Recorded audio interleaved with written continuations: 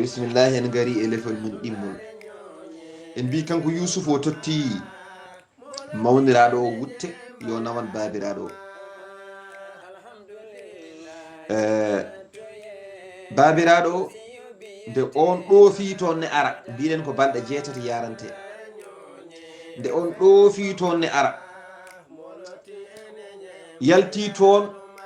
to Misra kono heɓani hay hakkude yolde Yaquba to woni ga heɓɓiti wi ene jaɓɓo hendu Yusuf min de hendu Yusuf ne yetto kam ɗo henna ne hawni no feewi ne hawni no feewi o wi inni la ajidu riha Yusuf hendu wiyetedu Saba hunde yettini hendu ndu fewde e Yaquba e yamirore Allah subhanahu wa ta'ala wiyama ɗon ko balɗe 3 kono noon ɓurani seddude ɓuri seddude ɗon ko balɗe 6 walla ni ko ɓuri balɗe 6 ko ɗum yarante kono noon de on serti e leydi mbiteni Misra suwa woɗɗoyde ni to Yaquba woni ga jaɓɓi hendu ndu o jaɓɓi ko hendu aljanna immorade e nder wutte mo Yusuf hokki mawniraɗo o woni Yahuda kono ko nokku goɗɗuɗo ɗo jaɓɓi hendu ndu ɗo de o to serti e ɓe to yimɓe tan kanko Yahuda o suwa woɗɗude to Yaquba woni ga to leydi Sham jaɓɓi hendu ndu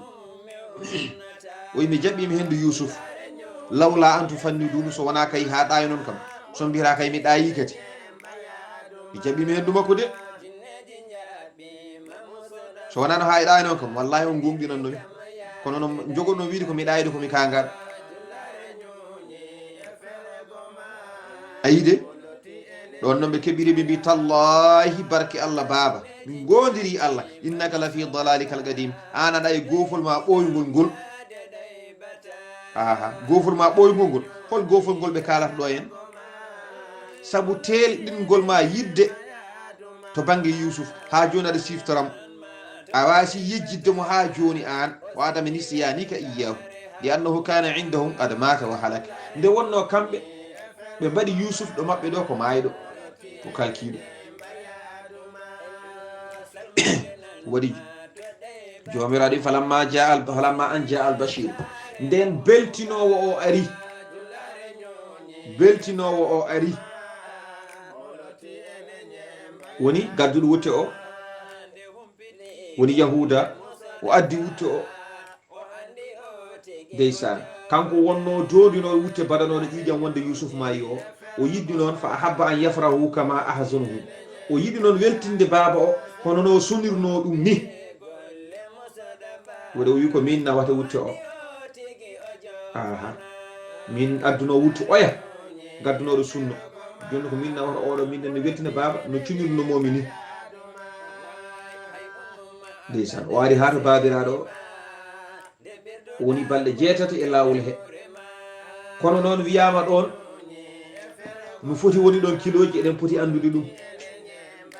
wiyama ko 60 farsakh woni hakkude Misra e Kanaan 60 farsakh fof waɗi ko kilométre uji 3 sa rendini ɗum wonata ko 250 kilo 250 kilo ko ɗum woni hakkude maɓɓe ndeysan o ari noon o yetti Yaquba eskey machallah eskey nden o ari haw yettima babiraɗo o ndeysan Allah andinimo ndeysan konguɗi ɗi o ronno e bammakko kanko oɗo Yaquba ndeysan Yaquba ronno e bamum Ishaqa ronno e bamum Ibrahima hollin konguɗi ya latifan fawqa kulli latifin allif bi fi umuri kulliha kama uhibbu wa radini fi dunyayi wa akhirati. ko ni o wi ɗon tan ɓiɗɗo o yetti weddi wutte o e yeeso makko ɗon e ɗon gite ɗe garti ɗon e ɗon te kadi no woruno gila adana no gifɗe mbano ko noon tigui ne gartiri li haalati hil ula. ɗon o heeɓiro wi kanko Yaqub alam aqul lakum inni a'lamu min allahi ma la ta'lamun, beele mi wiyano on boɗa andi e Allah ko on ganda. mi haalin ɗum de, onon gandu non ko umurin zahiriyatin, min gandu ko umurin batiniyatin. aha boɗa andi umurin batiniyatin la ta'lamunaha fa antum tanzuruna lizahiri wa ana anzuru lil batini. onon dara ton koko feeji, min darami koko suudi, min ko baɗin darami. mi haalano ɗum ɓe mbi wallahi baba a haaɗi on sahano ɓe dutti ɓe jafni babiraɗo o ɓe mbi qalu ma baba ya abana astaghfir lana dhunubana inna kunna khati'ina. baba hafaran min bakkatuji amen to Allah, yafnono min to Allah, minen de ko min wofɓe min mbaɗi gufol. udul lana min rabbina ghufrana dhunubina, ɗaɓɓan min ɗo joom men kafrangal bakkatuji amen, sabu minen kunna athimina min laatime komin bakkodimɓe. Yaquɓe heɓɓiti wi sawfa astaghfiru lakum rabbi, sabu innahu huwa alghafuru rahim. ene wawi mi yafnono on to joomam, sabu Allah ko jurmotoɗo ko jafotoɗo.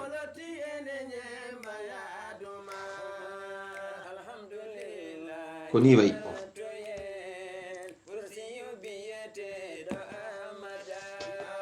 alhamdulillah. woni Yusuf winoɓe son jeehi wa atuni bi ahlikum ajma'ina, son jeehi gaddane kam dendagal koreji mon gare ga, gare Misra. on saha noon kamɓe galle mabɓe koɓe capanɗe jeeɗiɗo e ɗiɗo, wiyama ala ko capanɗe jeeɗiɗo e tato, duural woni ɗo. wiyama ko capanɗe jeeɗiɗo e ɗiɗo noon ɓe poti kamɓe banu Israil on saha. wiyama ala ɓeydu hen goɗɗo wona capanɗe jeeɗiɗo e tato, hakkude gorko e debbo ko ni ɓe poti. on saha Yusuf neldiɓe 200 baɗɗorgal ko waɗɗete. ndeysan neldiɓe 200 mbaɗɗan tewa ɗo ɓe mbaɗɗotoɓe gara ɓe paya Misra. wiyama ko capanɗe jeeɗiɗo e ɗiɗo, so neldama 200 mbaɗɗan tewa wiyatake timmani de. joni noon koɓe capanɗe jeeɗiɗo e ɗiɗo saha nde ɓe gimmi Kana'an haɓe payto Yusuf, bamum Yusuf e ɓesgu mum foof ko ni ɓe poti. ndeysan ɓe naati Misra, ɓe goni Misra, ɓe goni Misra, ɓe goni Misra ha Firauna laami,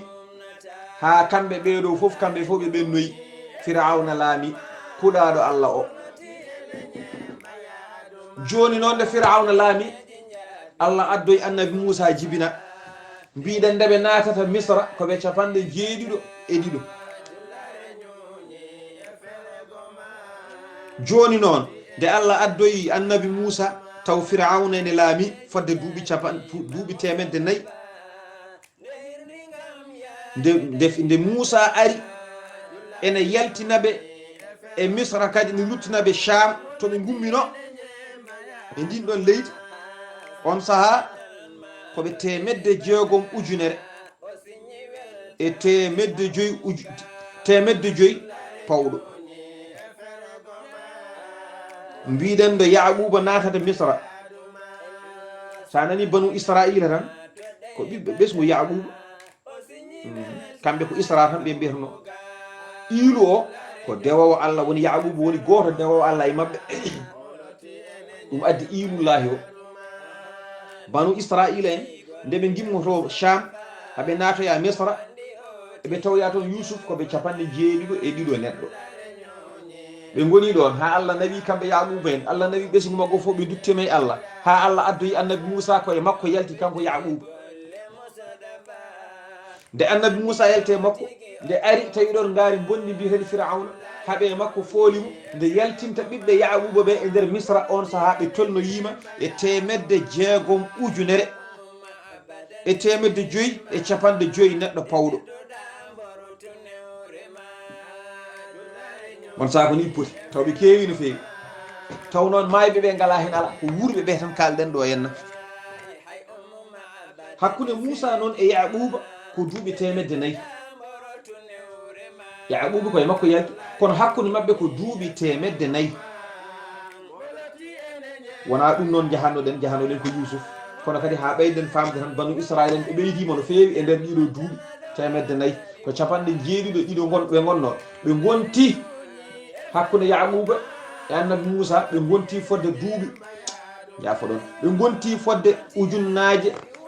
600 neɗɗo e 500 e 50 walla 7 pawɗo neɗɗo eɗen gandi ɓe ɓeydimo no feewi Allah ɓeydiɓe Allah waɗema ɓe barake no feewi ko ni wayi joni noon babiraɗo wi bisimilla mami yafnono on bakatuji moɗon noon ɗum waɗi o nenni ñagade yafuya bakatuji nde kanko Yaquba o wi o ɗacca ha hedde saaha wendogo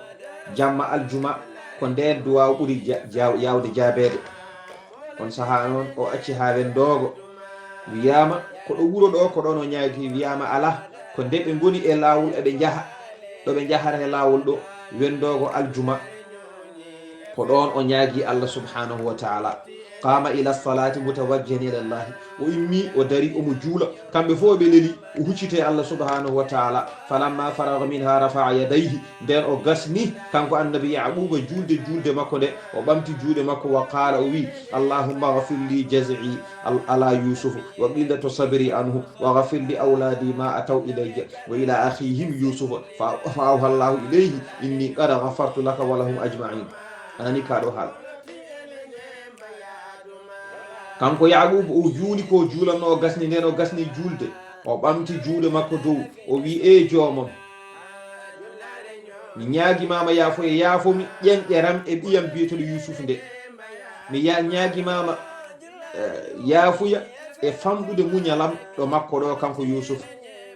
e joomam mi ñaagimama ya yaafo ɓikkonam kon koɓe gaddi e yam ko e koɓe mbaɗi musidɗo mabɓe biyeteɗo Yusuf o ɗon tan Allah wahyimo Allah tellina makko wahyu wi mi yaafimama mi yaafima onon fof mi yaafima on ko ni way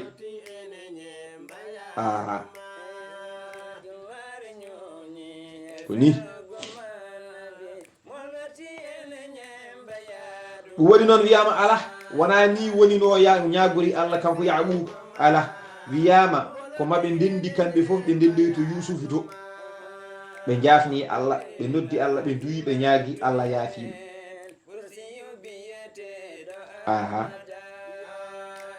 wiyama kadi ala wona noon ko Yaquba dari hucciti funnangue kono maɓe jettoyi Misra ɓe gondi e Yusuf o dari omo duwo Yusuf dari caggal makko ene wiya amin Yusuf yo amina kamɓe fof heddiɓe ɓe dari daroyi caggal Yusuf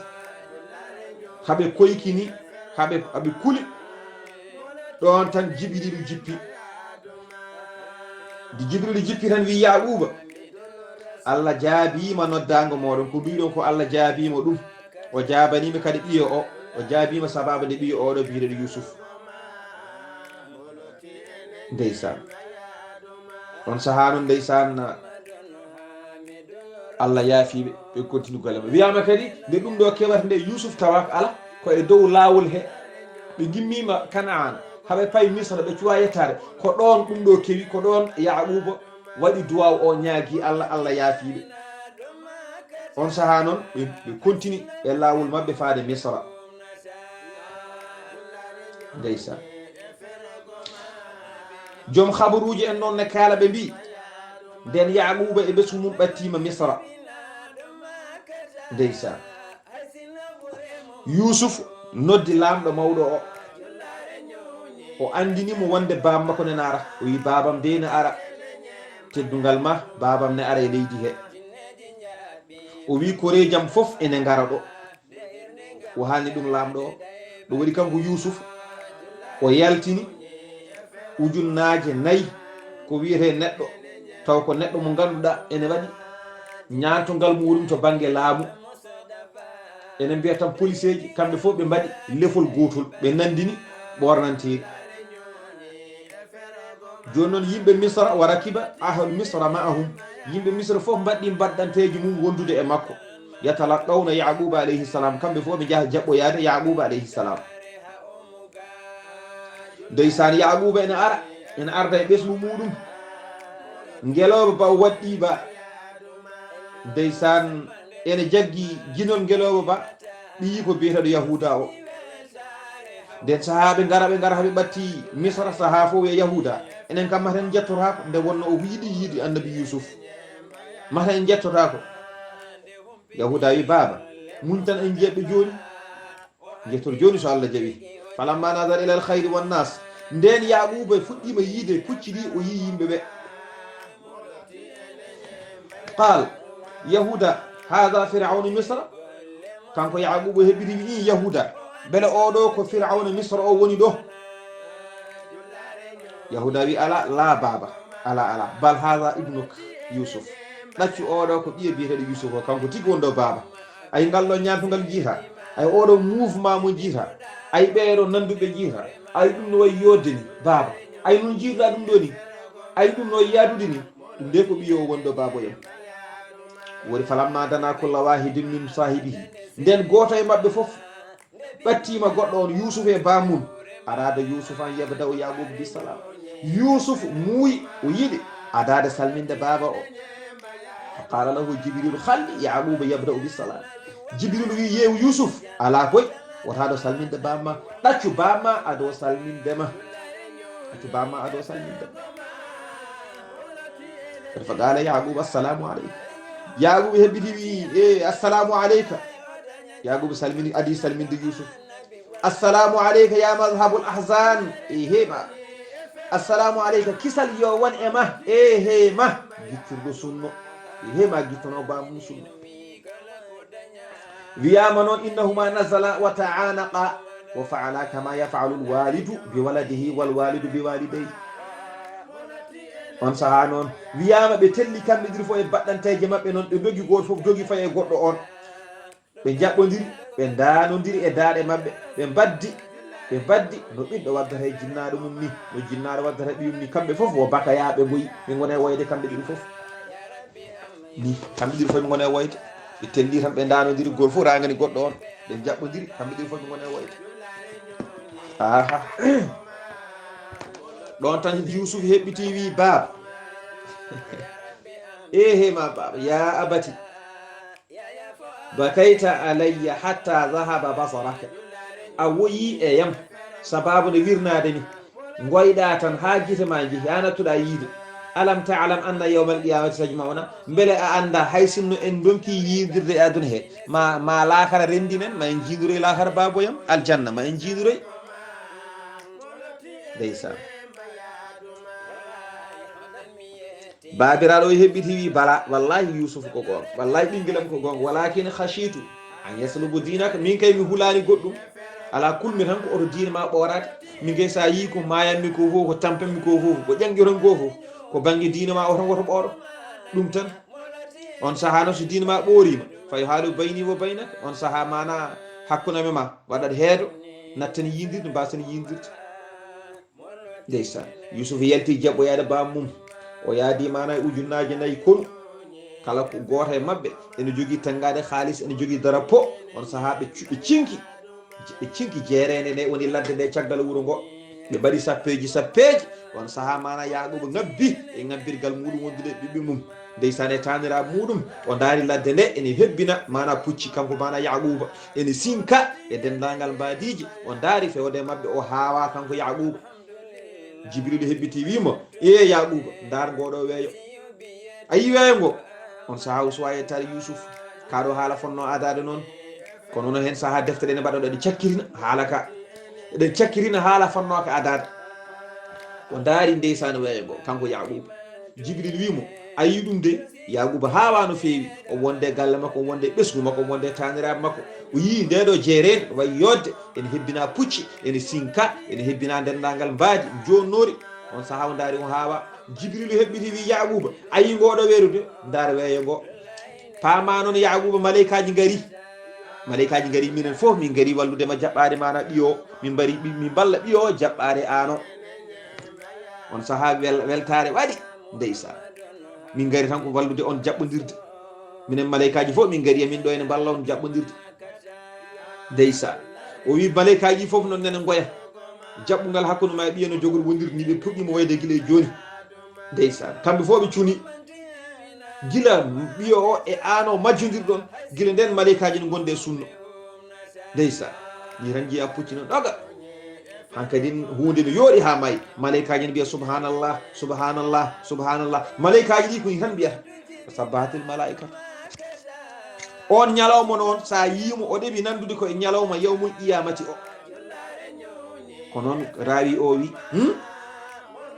wiyama noon ñande ɓe naati misra de ñande hen ko ñalawma harande wonno ñande hen ko ñalawma harande wonno ɗum waɗi jomiraɗo wi falamma dahalu ala yusufa nden kamɓe koreji yusufa bam makko e miñi ko en e mawni ko en ɓe naatiɗo makko ɗo tan awa ileyhi abawayhi o ƴetti babiraɓe makko o tappi ɗum e makko kanko annabi yusuf wiyama ko bam makko e nene makko wiyama ala ko bam makko e gorgol makko foof ne sella ko laya ko gorgol makko ko nene makko saabu kañum e nene makko jiiɗo yumma e baba yaquba resino ɗiɗo jiiɗoɓe yumma e baba yummum annabi yusuf o adino dartude yidde wadde ɗum cuddiɗo kono noon on no joguino mawnum mawniraɗo o noon babiraɗo wi a wawa nawde miñiraɗo o caggal mawniraɗo o resaka ene jeeya e aada amen ene jeeya e aada amen mawniraɗo woppetaka ɗo miñiraɗo ƴette o ƴetti mawniraɗo caggal ɗum o attana miñiraɗo o on saaha noon ɗum ne daguino e sharia mabɓe kamɓe hade l'islam oɗo arde l'islam o nde ari nde noon saaha nelaɗo sallah alih w sallam ɗum armina ɗum harmina sa ƴeewi allah subhanahu wa taala omo haala ɗum ta alqouran alkarim حرمت عليكم أمهاتكم وبناتكم وأخواتكم وعماتكم وخالاتكم وبنات الأخ وبنات الأخت وأمهاتكم اللاتي أرضعنكم وأخواتكم من الرضاعة وأمهات نسائكم وربائبكم اللاتي في هجوركم من نسائكم اللاتي دخلتم بهن فإن لم تكونوا دخلتم بهن فلا جناح عليكم شغلوا وحلائل أبنائكم الذين من أصلابكم نفوا الله هذه أكد وأن تجمعوا بين الأختين أي الله هرمني دو القرآن kono noon illa ma qad salaf wadde illa ma qad salaf o ko ɗum ɗo illa ma qad salaf wadde ko ɗum ɗo so wona ko ɓennuno o wi mi harmini ndendi noon jiiduɓe yumma e baaba walla jiiduɓe yumma walla jiiduɓe baaba so wona ko ɓennuno holko ɓennuno yaɓuɓe ene ko nande mabɓe ɓen mbaɗino ɗum wadde noon ganden ɗum ne wonno e sharia mabɓe wadde kanko o resi ɗiɗo jiiduɓe yumma e baaba wadde eɗo to allah wi awa ilayhi abawayhi ko jinnaɓe makko ɗiɗo baaba makko jibinɗomo o e zati kono koye yummakko tokoso jiiduɗo yummakko yumma e baaba on ko cuddiɗo baaba makko walla sa wela mbiya gorgol makko saabu cuddiɗo baaba makko gorgol makko foof ne sella faami on wiyata ko laya e rahil jiidu yumma e baaba rahil jibin annabi yusuf laya ko mawnum rahil joni noon ko rahil arde mabɓe wiyama kadi ala wona rahil ko bamma ko resino debbo goɗɗo caggal makko ko on kadi arde mabɓe kono noon ngol konngol jiccani no fewi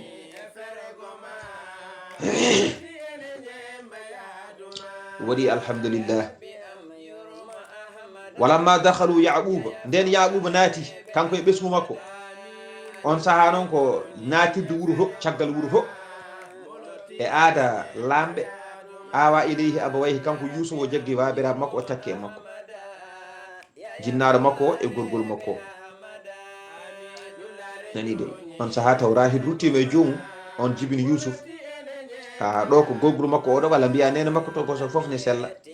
aha ko ni wiyama kadi ala ɗon ɗo ɓe jaɓɓodirta yusuf ɗo allah wurtini yummum annabi yusuf rahile hoore mum ahya llahu ummihi bada mawtiha wa sajadata lahu tahaqquqan li ru'yahu anani kaɗo haala wiyama ko baba yummakko e hoore mum allah wurtini ɗum ari jaɓɓodiri e makko kadi sujji wondude e mabɓe beele konngol ngol ene haqqoqina beele koyɗol makko ngol ene wona googa tigi tigi tigi tigi sabu o yino ko yimmakko o yino ko bammakko o yino ko mawni hen ɓe ene cujjanama to banggue koyɗol ngol joni noon allah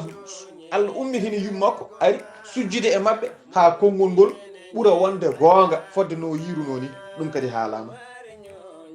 eyyi o qila ahyallahu ummihi bada mawtiha wa sajadat lahu tahaqquqan li ru'yahu kono wallahu a'lamu bi haqiqil hali ko ɗum woni haala ka ɗum woni o jaggiɓe kamɓe ɗiɗo foof o tappe e mabɓe ndeysan o takkiɓe e makko ɗo takkiɓe e makko ɗo noon ko ɗon kaneten darsu meɗen hande so hawre e welede Allah ha Allah hokka en hawrude inchallahu taala aset garowo jokken darsu men ene gasa noon on saaha darsu men o ma timmo ha laaɓa Yousuf gasa qissa makko timmo hankadin inchallahu taala yo Allah hokku en hawrude hen en ñaguima Allah subhanahu wa taala yo Allah newnen en moƴƴireji o hokka en gurdam moƴƴam o hokka en cellal o reena en o hisna en اللهم لك الحمد أنت نور السماوات والأرض ومن فيهن ولك الحمد أنت ملك السماوات والأرض ومن فيهن ولك الحمد أنت قيوم السماوات والأرض ومن فيهن ولك الحمد أنت الحق